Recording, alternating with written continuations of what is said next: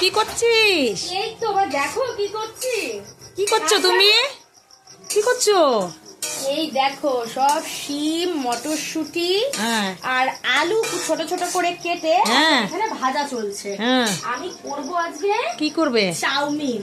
ও বাবা, দেখতে পাচ্ছ চাউমিনটা সিদ্ধ করে রেখেছি। হ্যাঁ। আর এই সাইডে এই যে মশলাটা করে রাখছি বলতে হ্যাঁ। ওই মানে এইটা নুন হলুদ গুঁড়ো দিয়ে একটু ভাজা আজকে তো করে পেঁয়াজ, ভাজা ভাজা আজকে তো করে। পেঁয়াজ হবে না, আজকে তো শনিবার। হ্যাঁ পেঁয়াজ রসুন তো হবে না। হ্যাঁ একটু নিরামিষ।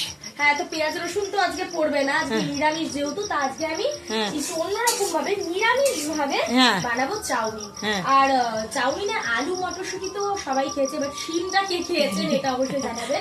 আজকে তুমি শিম দিয়েছো? হ্যাঁ এই দেখো শিমটা সুন্দর করে বাবা, ভাজা ভাজা হয়ে গেছে।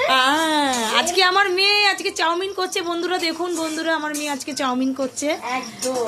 এখন তুমি করো চাউমিনটা।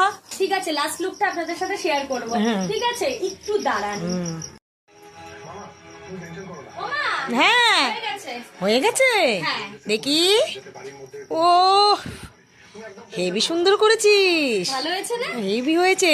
কিন্তু দাদু দিদারটা কোথায়? দাদু দিদারটা গিয়ে দিয়ে এসছি আমি। দিয়ে এসছো দাদুকে? ও দিদাকে দিয়ে এসছো? হ্যাঁ। তারা খেয়ে কি বললো? বললো দারুণ হয়েছে। তাই? বাহ, আরে খুবই সুন্দর লাগছে তো, খুব দেখতে সুন্দর। পাচ্ছেন কি দারুণ হয়েছে। হেভি লাগছে। হেভি সুন্দর হয়েছে বন্ধুরা। আর টেস্টটাও বলে খুবই ভালো হয়েছে।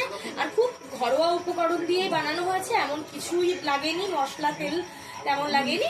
ঠিক আছে, এইভাবে আপনারা বানিয়ে অবশ্যই বাড়িতে ট্রাই করে খেয়ে দেখবেন। তাজা টুকুই, টাটা। টাটা সোনা।